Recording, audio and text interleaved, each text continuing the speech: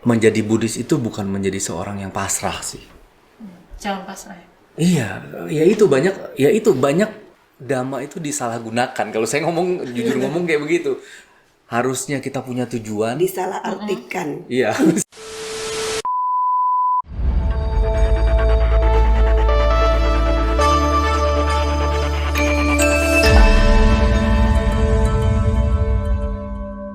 Selamat sore, Sore. Bro Dani. Namo Buddhaya. Namo Buddhaya, C. Panggil aja ya.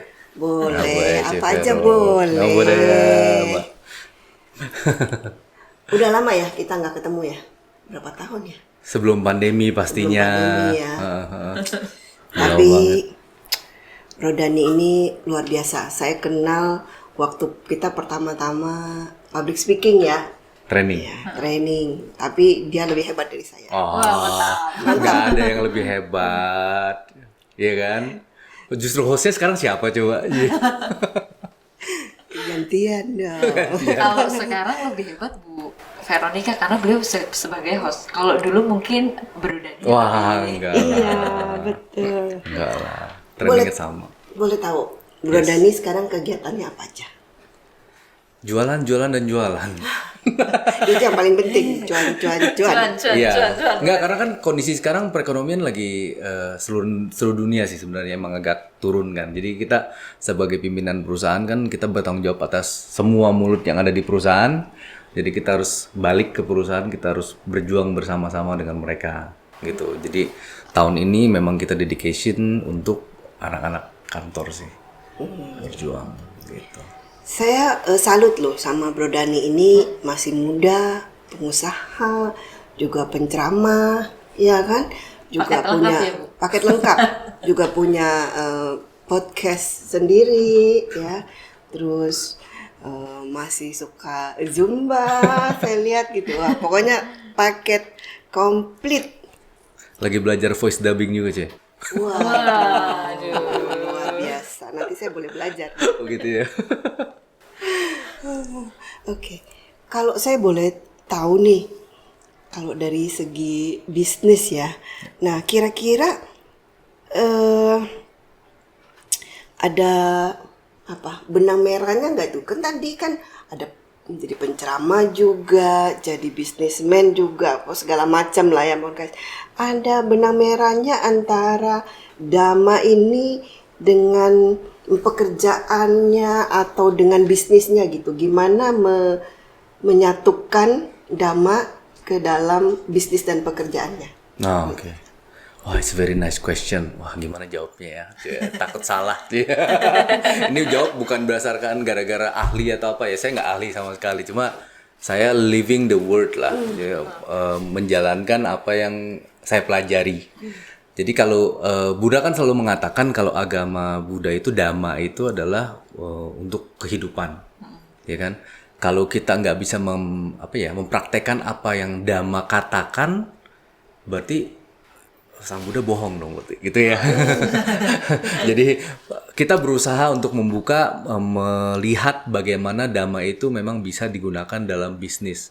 Banyak orang skeptik di luar sana yang mengatakan Dhamma itu nggak bisa dipakai untuk usaha dan nggak bisa dipakai untuk pekerjaan.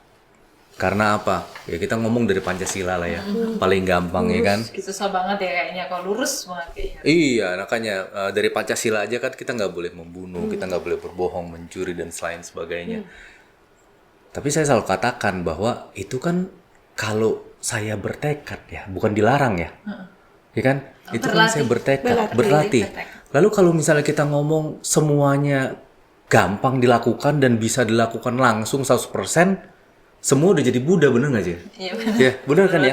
langsung sadar. Bener kan? Semuanya langsung sadar seketika dan semua jadi Buddha. Dunia langsung hilang. Hilang gitu kan. Nggak ada orang-orang yang aneh-aneh lagi Nggak ya. ada, iya makanya. Jadi kalau kita bilang apakah ada korelasinya? Ada. Nah kalau kita ngomong dari Pancasila sendiri, saya selalu mempraktekkan. Misalnya, jangan membunuh. Nah, ini kita langsung ngobrolin praktek saya ya.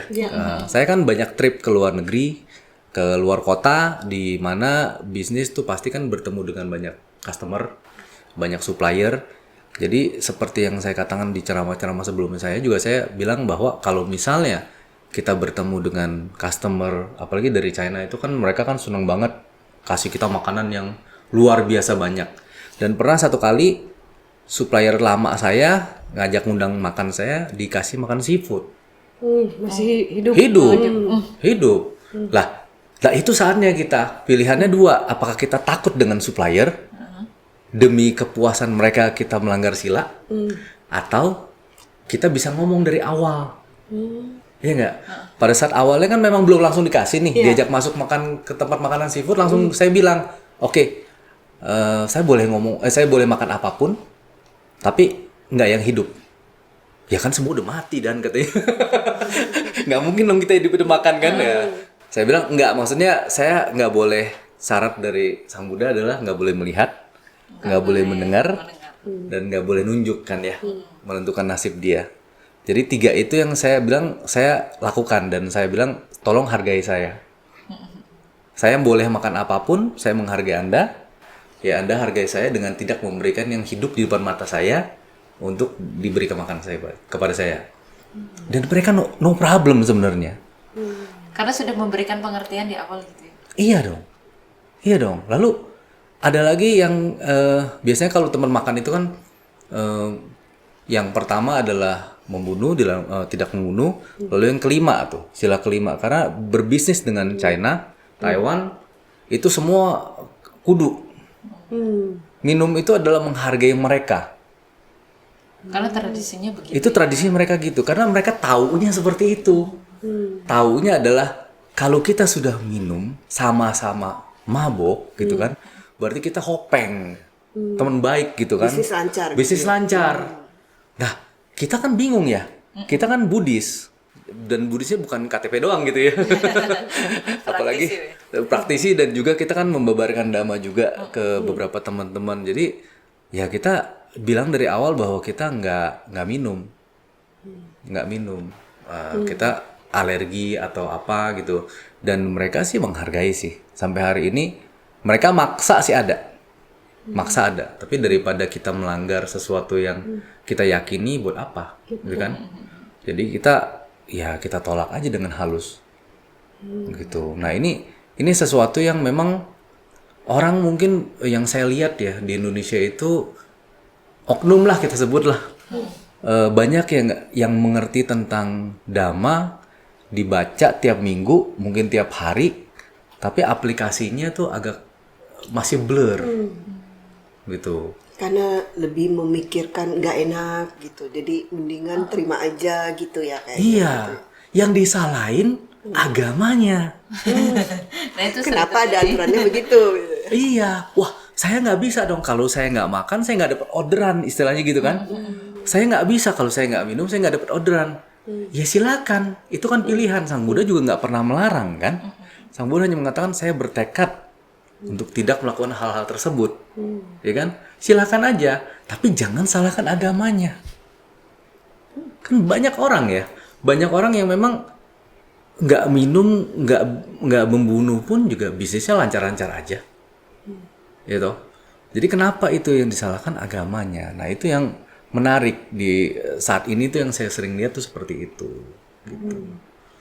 Lalu ada lagi mungkin yang penyalahgunaan Dhamma. Ini juga sering nih, karena kan saya sebagai pemilik perusahaan juga, karena saya Buddhis, nepotisme boleh dong gitu kan. Nepotisme, jadi yang Buddhis gue ambilin dulu gitu. Ya kan udah pasti lah, kita ambilin dulu deh, kita screening pertama kali awal, Buddhis nih, waduh, makanan empuk enggak ya? Ya perlu ditolong. Perlu ditolong gitu, perlu kita sama-sama growing gitu kan ya. Kita sama-sama growing, kenapa enggak gitu. Namun ada beberapa, kita nggak bilang semua. Sekali lagi kita ngomong oknum lah ya. Penyalahgunaan Dhamma dalam hal pekerjaan. Jadi kayak saya pernah ada punya sales yang Buddhis. Lalu sales itu tugasnya jualan ya. Jualan. Kalau jualan itu kebanyakan ditolak apa diterima, Cik? Ditolak dong ya. Kalau enggak semua berbisnis ya. Iya, semuanya kaya ya. Betul. Nah, pada saat ditolak, dia langsung tiba-tiba berubah jadi sangat bijaksana. Saya menerima karma saya. Oh, karma lagi. Lalu bagaimana gitu kan? Kita kan sebagai perusahaan kan juga nggak mungkin dong dibayar pakai karma juga nggak mungkin ya.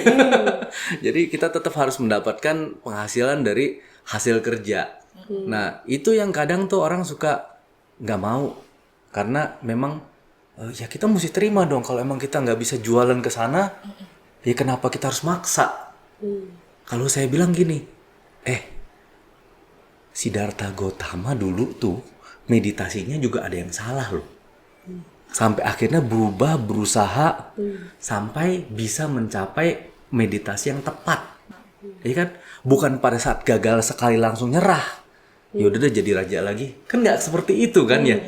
Dia kan jadi tetap kan berjuang juga. Nah, kenapa kita ngerasa ditolak sama satu customer langsung keok?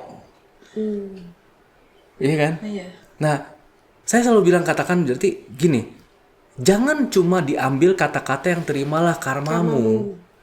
Nah, terimalah karmamu ada satu lagi dhamma yang bisa langsung dipakai, yaitu hiduplah hari ini. Terimalah karmamu, hiduplah hari ini, lu lagi ditolak hari ini. Besok lagi dong. Berusaha lagi dong, jangan terima lagi karmanya gitu kan ya. Ntar giliran dipecat, ya nggak terima.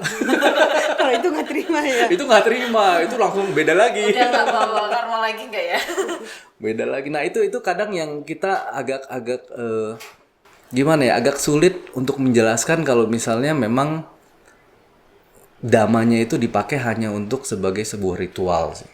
Jadi hanya baca, ya kan, baca tidak mengerti. Mungkin ada beberapa, saya sangat senang gitu kalau misalnya ada kayak podcast seperti ini kan bisa diulas ya. Sebenarnya bisa ada sumber bertanya juga, sumber informasi yang lebih jelas. Kenapa harus seperti ini? Terus bagaimana cara umat Buddhis tuh berkehidupan layak, gitu kan ya?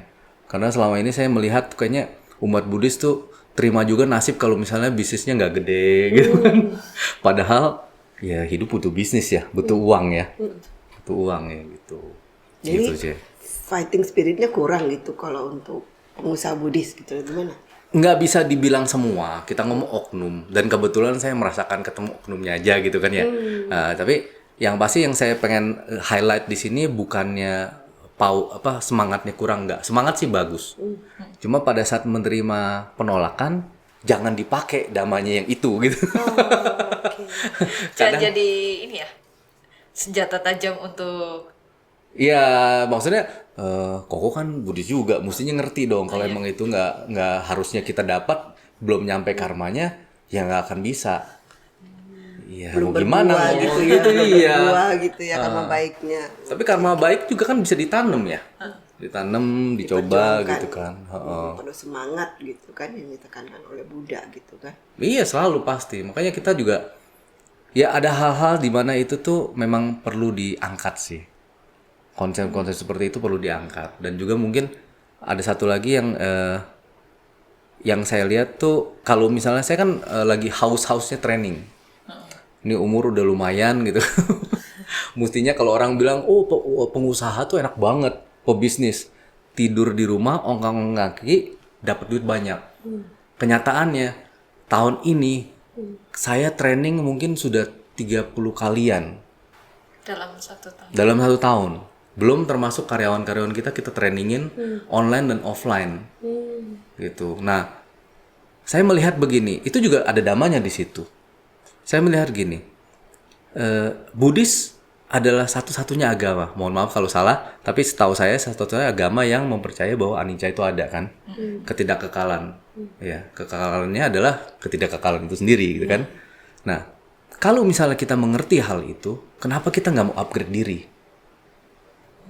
Karena ilmu yang kita pegang sebelumnya itu kan tidak pernah kekal. Tuh. Dulu Saya kita juga udah ketinggalan zaman gitu yang dulu. Sekarang kan teknologinya juga Iya, berubah udah gitu. beda. Kita harus mengikuti gitu ya, harus catch up dengan yang baru-baru gitu kan. sangat. Dulu saya lahir nggak bisa ngomong gitu, belajar ngomong gitu kan ya. Lalu pas pertama kali berbisnis sama sekarang berbisnis caranya totally different. Bagaimana kita bisa cope up kalau kita nggak ngerti ilmunya? Ya kan? Sebuah offline, dulu buka toko, nungguin orang lewat, Ada orang beli, cukup gitu aja. Cukup kita jutek pun orang beli sama kita tetap, ya kan? Kalau sekarang kan enggak kan? Iya benar. Orang sekarang buka toko mau dikasih gratis, mau kita dandan sebagus mungkin, hari lewat aja kagak ada gitu kan ya. Buktinya kan kita banyak lihat yang pada komplain di Tanah Abang, Betul. di mana-mana gitu kan komplain mengenai kok Sepi, nggak ada yang datang gitu. iya. Padahal dunia itu udah berubah. Caranya sudah berubah juga. Caranya sudah berubah, bisnisnya sudah berubah, caranya sudah berubah. Nah, kita sebagai umat Buddhis sudah mengerti anicca itu ada, ya kan? Kenapa kita nggak mau belajar? Kenapa kita nggak berusaha upgrade ilmu? Betul. Karena sedemikian sering saya ikut training, mohon maaf nih, teman-teman trainernya tuh banyak kan yang berbeda dengan kita gitu. Jadi bukan yang Buddhis gitu kan. Pasti kan kadang-kadang juga kan kita sekarang lu Buddhis bukan gitu kan, atau atributnya kadang gitu kan. Sudah terlihat gitu ya. Terlihat gitu kan. Oh, terus kita lihat teman-teman kita, oh ternyata yang teman-teman mayoritas yang agama lain gitu kan ya. Nah, kemana nih yang Buddhis nih gitu kan. Nah, itu yang saya juga suka highlight kalau saya lagi ngobrol sama orang. Kemana ini, kalau akan alangkah baiknya kan kalau kita misalnya di Buddhis ini ada sebuah perkumpulan yang luar biasa yang bisa support terus, upgrade ilmu terus, dan kita yang umat-umat Buddhis yang mungkin masih di bawah, belum punya uang lah ya istilahnya kan, belum punya uang banyak, nggak punya uang sih nggak mungkin ya, nggak punya uang banyak, bisa belajar secara gratis gitu misalnya. Itu yang sebenarnya lumayan dipentingkan zaman sekarang nih. Cuman sekarang juga agak repot. Kadang udah digratiskan, udah diberikan fasilitas yang oke juga untuk menarik minat, nggak gampang juga gitu. Yes. Kadang orang merasa ikut pelatihan sekali udah cukup. Yes. Tapi tadi lihat pengalaman. Iya, Wah, harus setahun aja bisa 30. 30 kali. Waduh, itu luar biasa nih. Makanya ini mungkin satu apa ya, kayak satu standar lah gitu ya, bisa dibilang ya. Kalau ini aja nih Bro Handi yang masih muda gitu ya, setahun aja 30 kali training gitu. Apalagi Yang lebih muda. yang lebih muda gitu kan, yang lebih muda, yang mungkin pengalamannya nggak seberapa gitu, itu harus lebih semangat gitu untuk mengikuti training. Dan juga mungkin ini juga buat kita juga kali ya, di CD atau di mungkin Koperasi Maju atau apa gitu ya, untuk bagaimana nih kita membuat kegiatan-kegiatan yang bisa menarik anak-anak muda untuk selalu bisa mengikuti training, terutama untuk pengembangan usaha gitu kan. Supaya jangan ketinggalan nih sama, mohon maaf ya, sama teman-teman kita di luar sana gitu ya, yang mereka aja begitu semangat gitu, masa di Buddhis enggak. Padahal kalau saya lihat ya, trainer-trainer itu yang terkenal tuh kayaknya banyak yang Buddhis ya. Iya, bener gak sih? Ya kan, ini tapi kitanya sendiri nggak mau memanfaatkan gitu ya. Sayang banget. Nah, mungkin ada usulan lagi nggak dari Bro Dhani, gimana nih supaya anak-anak Buddhis ya, terutama anak-anak muda, kan sekarang nih lagi zamannya juga udah berubah kan. Tadi mungkin jualannya lewat TikTok. Kalau saya lihat tuh kan, aduh, kalau sekarang gitu kan bisa satu building gitu ya, yang jualan bisa banyak tuh semua TikTok gitu. Nah, mungkin ada tips-tips atau apa gitu ya, supaya anak-anak muda kita terutama nih tertarik nih mau ikut gitu. Kira-kira ada Ikut pelatihan gitu maksudnya? ikut pelatihan atau bilang kayak cambuk lah buat mereka ya, ini harus nih gitu, jangan santai-santai lagi gitu misalnya. Mungkin aku ulas sedikit mengenai tadi ya, mengenai di free kan aja, tapi orang nggak datang ya. Betul. Memang harusnya nggak free. Karena saya juga pernah ngalamin, Bu Civero juga udah tahu bahwa saya kemana-mana free-in, tapi nggak nyangkut. Karena aku pernah mempelajari, pernah mengikuti sebuah MLM, di mana itu juga rugi sih sebenarnya sih. Cuma sebuah pengalaman besar adalah di mana dulu atasan saya bilang, lu mau kaset motivasi, ya, tapi gue nggak akan kasih ke lu harus bayar. Nah, pada saat kita bayar, kita merasa kita menghargai, dan itu kenyataan. Jadi pada saat sekarang training termahal yang pernah saya ikut itu sekitar training termahal yang pernah saya ikut itu 6 juta. Satu kali training. Satu kali training untuk 2 malam itu 6 juta. Ada lagi tadi barusan kasih ada orang 25 juta. Hanya seminggu 25 juta. Ada lagi yang 50 juta. Nah, semakin mahal bukan artinya ilmu yang dikasih itu wah sampai langsung tiba-tiba Kita langsung strength strength ya. terbang ke atas enggak kayak gitu juga. Sama aja ilmunya, tapi pada saat kita membayar mahal, kita akan lebih menghargai dan takut kehilangan. Kita lebih serius belajarnya. Oh, iya. Jadi bukan berarti ini ya mahal-mahal percuma gitu enggak ya? Yang dibayar pada saat training, saran saya selalu kalau ikut training itu yang offline, jangan yang online. Karena apa? Yang dibayar pada saat training adalah bukan ilmunya doang, tapi komunitasnya.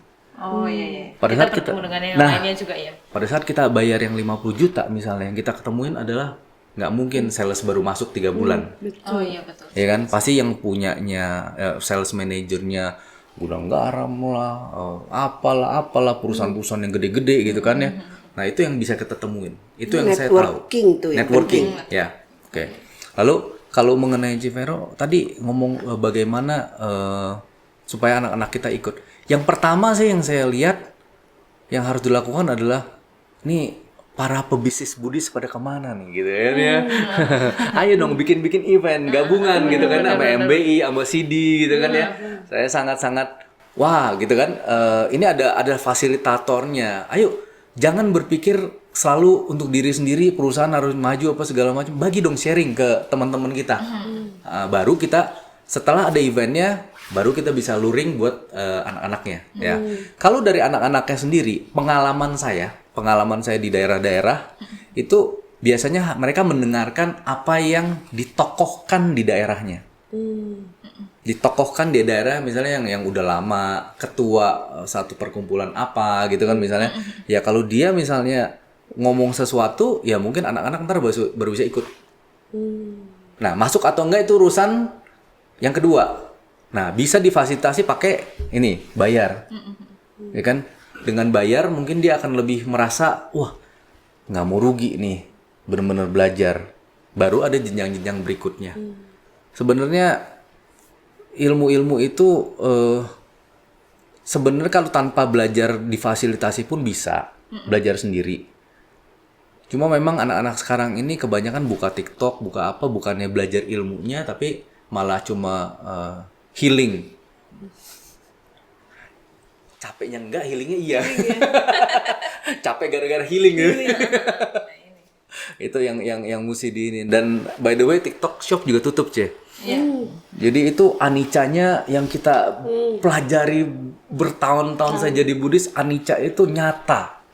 Dimana orang yang punya toko awalnya ongkang-ongkang kaki tiba-tiba dihantam dengan badai online shop. Lalu dihantam lagi dengan TikTok Shop. Lalu TikTok Shop yang udah gila-gilaan jualan tiba-tiba dihantam lagi dengan badai yang TikToknya tutup. Lalu sekarang ngambang. Sekarang masih ngambang. Oh masih belum pasti berarti. Mereka bilang kan akan invest lagi. Saya percaya itu akan invest lagi karena perputarannya satu hari bisa 1-2 triliun katanya. Jadi nggak mungkin. Nah bagaimana kita nih? Nah ini ada gap di mana katanya kan lawannya TikTok Shop. Nah orang-orang yang nggak lawan TikTok Shop, yang katanya bisnisnya jelek gara-gara TikTok Shop, nah sekarang ada gap nih. Sebelum mereka masuk lagi, apa yang kita lakukan? Dan itu kan nggak mungkin cuma kita berpikir doang sendirian. Cuma ngalir aja nggak mungkin ya. Nggak mungkin dong. Nah kita punya uang 100 juta, mau diapain? Kita mesti tahu dong investasi kemana. Nah belajar lagi yang lebih tepat. Nah, tapi memang at the end of the day komunitas sangat penting. Komunitas sangat penting. Makanya pembelajaran yang mahal-mahal itu sebenarnya bagaimana kita dapat networking yang luar biasa kan. Nah itu. Oh, Bro, Dani kan juga cerita ke saya tuh, ada satu komunitas yang mungkin pengurusnya Buddhis gitu ya. Tapi yang ikut kebanyakan non-Buddhis gitu. Bisa dijelaskan tuh, itu komunitas bisnis atau gimana tuh? Bukan sih, bukan. Oh, bukan. Jadi bukan. Jadi komunitas itu umum, khusus bisnis. Oke. Harusnya agamanya bebas, nggak ada agamanya bebas. Tapi majority adalah agama lain yang ikut di situ. Nah, salah satu dari teman kita juga ada yang saya juga aktif di situ. Jadi mungkin banyak juga, bukan cuma kita doang gitu, bukan saya doang gitu. Ada teman kita juga, ada beberapa yang memang join di situ juga. Karena apa? Kita haus ilmu. Kita haus ilmu, dan saya yakin banget kalau misalnya di Buddhis ada, ya kita bangun dong komunitas kita. Oh, yang khusus untuk kita sendiri. Ya, tapi umum ya, maksudnya ilmunya ilmu bisnis. Yang Tapi komunitasnya adalah kita-kita. Ya, pasti kita akan lebih pengen bantu lah, istilah kata kan. Dan itu komunitas sungguh-sungguh hebat sih kalau saya bilang. Jadi kalau misalnya komunitas besar sekali, sampai kalau misalnya ada event itu mereka bisa ngundang Sandiaga Uno, Pak Yusuf Kalla, waktu itu event ulang tahunnya mereka undang. Jadi luar biasa banget gitu, sampai segitu besar gitu. Dan itu kalau misalnya di grup itu, saya udah setahun lebih ya. Dulunya saya aktif ikutin mereka punya mentoring, tapi sekarang tahun ini kan emang lagi sibuk dengan kerjaan kantor sendiri dan training lain. Jadi mereka itu bisa ada event-event training free. Tapi kita bayar dulu. Kita bayar komitmen fee. Misalnya kita bayar 2.000 untuk pelatihan 6 hari atau 6 kali. Kalau full dibalikin. Kalau nggak full ya udah diambil duitnya. Itu salah satu cara yang bisa dipakai. Dan mereka kalau misalnya dalam grupnya itu misalnya pengen dong belajar tentang Shopee, marketplace gitu kan. Bukannya mereka mencari mentor yang dipanggil suruh ngomong. Sampai sebegitu gampangnya. Karena komunitasnya begitu besar. Nah, gitu. Karena tinggal informasi aja ya, mau apa kegiatannya, jadi tinggal comot untuk.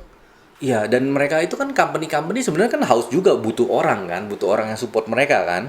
Jadi kalau ada komunitas yang besar ya mereka akan masuk tanpa bayar. Tanpa bayar langsung tiba-tiba bisa datang aja tuh orang ceramah. Itu bukan ceramah. Trainingin training, ya kan, kasih training dan dibimbing dari nol, dari buka ininya sampai bisa jadi official seller. Wah, itu luar biasa. Oh, trainingnya sampai begitu. Iya, dan Jadi itu bukan hanya sekali beres selesai, enggak ya Pak? no. Sampai mereka bikin event, bikin grup sendiri. Siapa lagi yang belum bisa? Iklan udah bisa belum? Apa segala macam. Mereka siapin orang buat komunitas ini. Gitu loh. Alangkah luar biasanya kan kalau Jadi kita. mereka punya personel sendiri yang memang istilahnya mungkin saya nggak tahu mereka gaji sendiri atau apa untuk mentrain para anggota di grup tersebut gitu. Enggak. Mereka panggil perusahaannya. Panggil perusahaan. Orang dari perusahaannya. Orang yang di dalamnya ini bertugas mencari. Misalnya mengkomunikasikan. Misalnya mereka mau belajar tentang apa ya. Kalau saya kan bergerak di bidang ini ya, service finishing. Nah, misalnya kita perusahaan misalnya udah besar nih, amin gitu ya, sadu gitu ya. Perusahaan besar, jadi mereka bisa kontak kita untuk bikin presentasi untuk mereka dan dibimbing sampai mereka bisa punya UMKM sendiri. Mantap. Jadi langsung bersinggungan dengan orang yang Langsung. ada di perusahaan. Nah itu langsung praktek gitu loh, langsung ini tuh luar biasa sekali gitu. Fenomenanya sebenarnya sekarang ini banyak yang seperti itu, berbayar dan tidak berbayar. Nah kita kan ya kita ngiri ya, kan saya juga iya saya juga pernah dari nol banget gitu kan ya, pada saat nggak punya apa-apa gitu kan. Wah pengen banget gitu kan dibimbing, nggak ngerti dong bisnis mau gimana gitu kan dari awal, nanya orang juga ya kadang mau dijawab kadang enggak gitu kan ya. Akhirnya at the end harus belajar ngapain? Ya mesti keluarin uang, gitu kan? Nah cuma ya sekarang saya coba membantu lah untuk di beberapa wihara yang menerima konsep itu.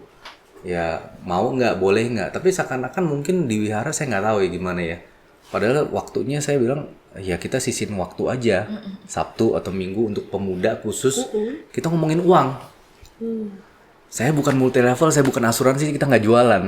Tapi benar pure untuk melatih mereka mindsetnya seperti apa. Dan besok saya diundang di sekolah madrasah untuk ngomong tentang bagaimana membangun bisnis dengan modal minimal. Untuk kelas 11 dan kelas 12 itu SMA 2, SMA 3 ya. Iya, kelas 2, 3. Iya. Tapi itu perlu sih, karena umat Buddha kan kita ada 2 tujuan ya, Pak. Satu, kalau mau jadi biku ya Silakan. Hari ini. Tapi kalau kita jadi perumah tangga, kayaknya kalau mau membangun diri kita semakin kaya, lebih kaya, jalankan kan ya. Ya, dengan jalan Buddhis, hanya kita Buddhis yang mengerti Buddhis damanya bagaimana untuk praktek ke bisnis kan. Betul. Tapi ya tetap harus bisnis, gitu kan ya. Challenge ini. Challenge. Nah, ini masukan nih ya buat banom-banom di MBI ya Untuk bisa organisasi lakukan. bener ini challenge banget. Mudah-mudahan mereka pada mendengarkan podcast ini dan tertarik untuk segera bergerak gitu ya. Sadu. Bulan depan juga saya diundang di Klaten di salah satu politeknik. Itu juga untuk anak-anak yang mau kuliah lulus. Jadi mereka juga minta untuk bagaimana SM politeknik kan langsung praktek ya, langsung nggak kerja lagi gitu. Ada beberapa ya. Jadi ya untuk ngomongin tentang ini juga untuk bisnis bagaimana memulainya, terus apa ininya gitu. Oh iya, kalau sekarang kan di beberapa sekolah tinggi, agama Buddha kan punya beberapa sekolah tinggi ya. Sekarang kalau dulu zaman dia itu hanya pendidikan agama Buddha. Sekarang kan juga berkembang ke kayak pendidikan bisnis juga ada, manajemen ada.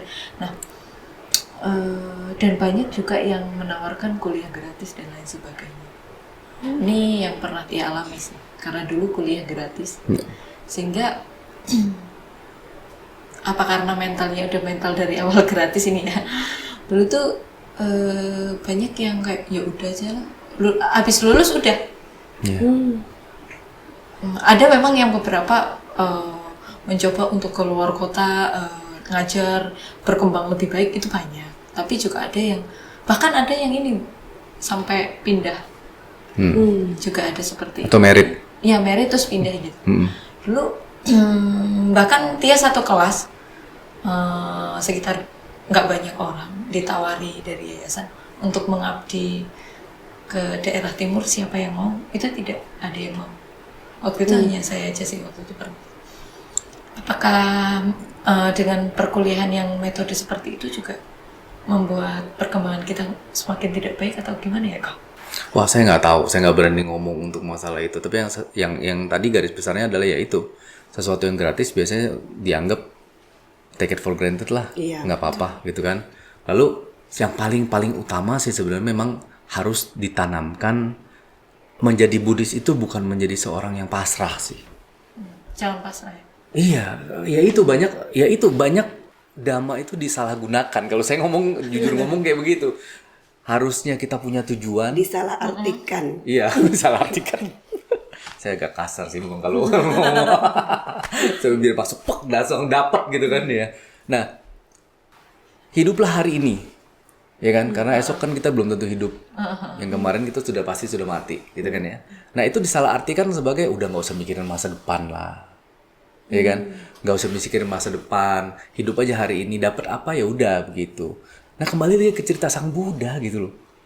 Siddhartha Gautama kan punya tujuan pengen jadi Buddha. Kok boleh? Para biku berjalan mengikuti Sang Buddha untuk menjadi Buddha juga kan. Menjadi arahat, menjadi Buddha. Itu kan tujuan. Emang nggak ada hambatannya? Pasti dong ada hambatan kan? Nah, kenapa dijalanin terus? Lalu kenapa kita yang kasarnya sok pinter dengan menggunakan dhamma yang ya oknum ya maaf ya oknum itu masih ngomong kita nggak usah punya tujuan, lihat aja begitu. Nah kalau kita udah punya tujuan kita akan ngejar sih, kita akan ngejar, ya kan? Dengan kita punya sesuatu yang kita inginkan pasti kita akan ngejar. Jadi kemungkinan itu nggak dimain di cross tiba-tiba pindah ke sini, tiba-tiba kerjaannya malah kerjaan yang kurang bener gitu kan. Wah itu jadi ngeri gitu loh. Saya baru nonton nih, hari ini baru nonton ada satu film itu kisah nyata dan sekarang orangnya masih hidup. Ini nggak apa-apa ya di Night ya, judulnya Night, NAYD. Itu mengenai perenang yang bisa 110 miles ya, 110 miles berapa kilometer tuh. Itu berenangnya 2 hari ngelewatin selat dari Kuba ke Florida. Dan dia masih muda, dikejar, nggak nyampe, cuma setengah balik. Ngejarnya umur berapa akhirnya? Akhirnya dia menghidup dengan sesuatu yang ya kosong aja, kayak nggak ada tujuan hidup. Hidup ya tunggu mati lah istilahnya gitu kan. Di umur 60 dia mencanangkan harus bisa. Dan tidak satu kali percobaan gagal. Dia sampai berkali-kali percobaan baru bisa berhasil di umur 63 tahun. Nyebrang 2 hari lebih berenang. Nah itu kan punya tujuan. Ya kan? Tantangan seapapun pasti bisa kalau kita punya tujuan gitu.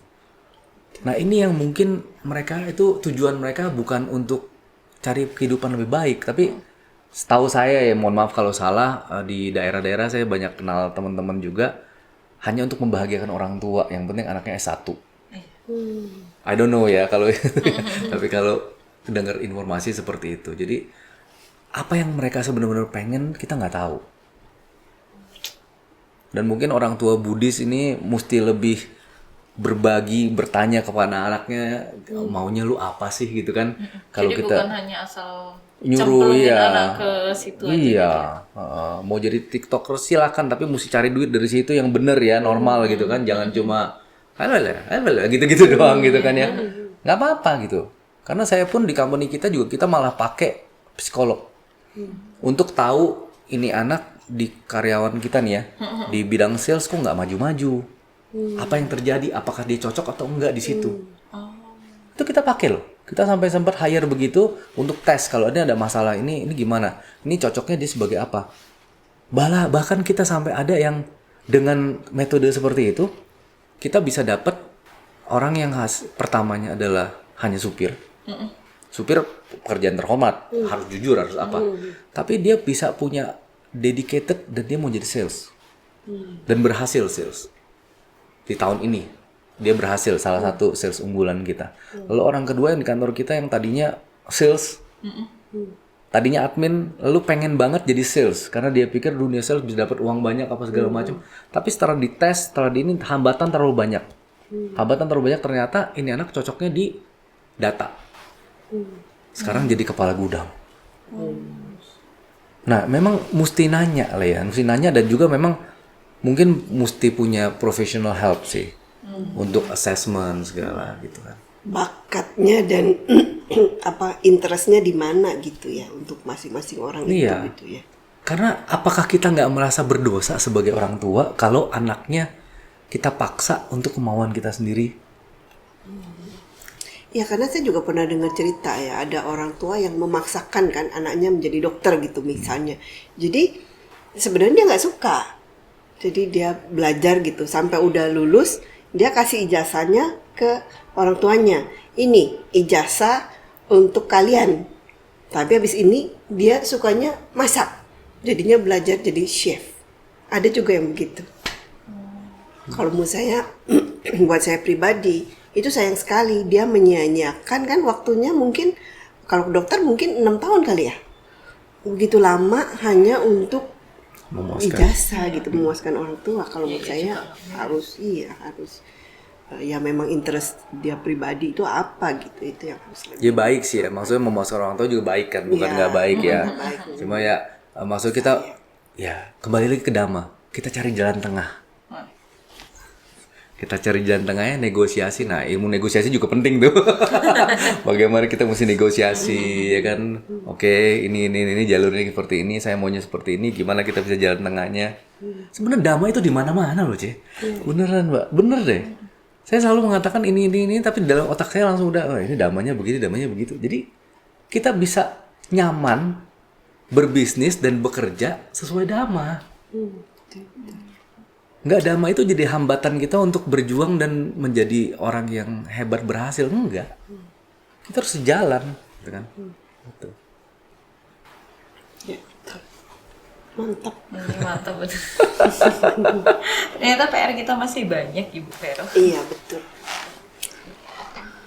Karena apalagi sekarang kalau kita menghadapi mental anak muda saat ini ya, kalau lagi rame-rame seneng nih, sekali doang, berikutnya agak susah untuk kita pertahankan mereka untuk seperti itu lagi. Apakah pemaksaan untuk anak-anak ke pola kita itu bagus nggak sih? Harus ada caranya. Dan saya harus ikut training yang paling mahal itu untuk mengetahui ini. Oh. Jadi di company kita itu setelah saya ikut training ternyata culture itu penting banget untuk kita mengikuti adat mereka dengan happy healing gila-gilaan. Tapi setelah itu ya kita canangin ya kita punya KPI yang harus didapat. Kalau lu orang mau ini, kita harus melakukan ini. Dan kita sebagai pemimpin harus ikut campur. Makanya tadi kan cerita-cerita bahwa saya baru ngadain kemarin kita baru nih minggu lalu yang minggu ke Selasa kemarin kita arung jeram dan juga bikin games, bikin apa, anak-anak seru banget gitu. Nah tadi pagi baru kita meeting lagi, saya bilang 2024 omsetnya 2 kali lipat ya. Kenapa? Wah gini nih. Terus manajer kita ngomongnya apa? Rewardnya 2 negara lo jalan-jalannya. Nah itu anak muda sekarang tuh seperti itu gitu. Dan kita nggak pernah bisa bilang bahwa zaman sekarang adalah wah ini eranya begini, anak mudanya begini. Mungkin zaman orang tua kita juga ngomong. Oh, dulu. Iya, kan era kan beda-beda. Ini yang disebut anicca loh. Kalau kita nggak mau adaptasi, ya kita akan kelibas. Bagaimana seorang tua atau seorang pemimpin perusahaan, seorang manajer bisa beradaptasi dengan lingkungan anak-anak yang notabene pemikiran seperti ini. Nah, kita mesti ngerti cara pikir mereka happy. Oke, kita happy. Saya pun sekarang bikin TikTok kan jadinya. Jadi mengenai apa kita welcoming new member untuk di company kita pakai TikTok. Training kita pakai YouTube. Dan dengan saya punya podcast Vedanta Inspiration itu banyak orang yang malah jadi melihat saya berbeda gitu kan, bukan hanya sekedar seorang pemimpin doang gitu kan, enggak. Iya. Ada hal yang lain juga Iya. gitu. Oh, kayak rata dengan mereka gitu, Bu. Oh, TikToker, YouTuber gitu. Padahal ya kita bikin YouTube itu kan juga memang untuk bantu orang-orang yang berkebutuhan khusus gitu kan ya, untuk ngangkat mereka juga. Tapi ya dari anak-anak teman-teman kita ya calon karyawan kita semuanya itu satu nilai tambah. Gitu. Oke. Jadi kalau saya bisa tarik kesimpulan, intinya kita sebagai terutama nih yang generasi muda nih ya, tetap harus jangan lelah untuk belajar, harus improve diri kita terus ya, supaya kita karena kita udah mengenal konsep anicca ya, segala sesuatu itu tidak kekal. Jadi kita jangan istilahnya terlena ya, udah belajar ini udah gitu, nggak bisa. Kita harus terus belajar, terutama apalagi untuk kondisi sekarang ya, dari segi bisnis, tekniknya segala macam itu berubah terus. Jadi kita harus luangkan waktu untuk belajar gitu ya. Dan juga buat kita nih yang mungkin ya dari pengurus Buddhisnya gitu ya, harus mungkin juga memikirkan konsep juga ya, bagaimana kita bisa membantu anak-anak muda ya untuk terus maju berkembang dengan lebih banyak pelatihan gitu ya, kurang lebih seperti itu yang disarankan oleh Bro Nani. Atau ada tambahan? Jagoan Civero kan berarti. Langsung dapat gitu kan ya. Langsung dikemas. Ya memang begitu.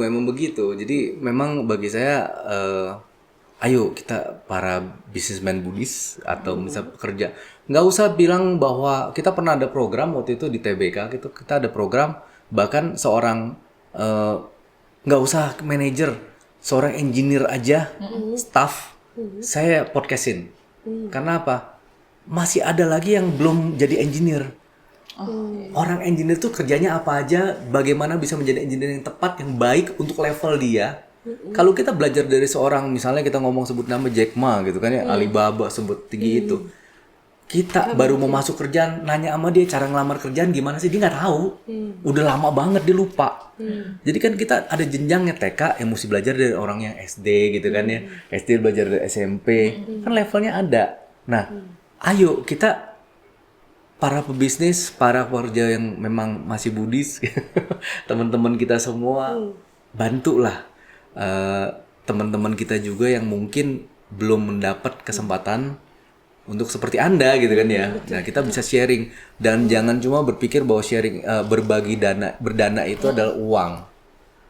Jauh-jauh lebih baik kita berbagi ilmu dan itu salah satu berdana kan ya. Iya, Itu betul. seperti itu. Betul.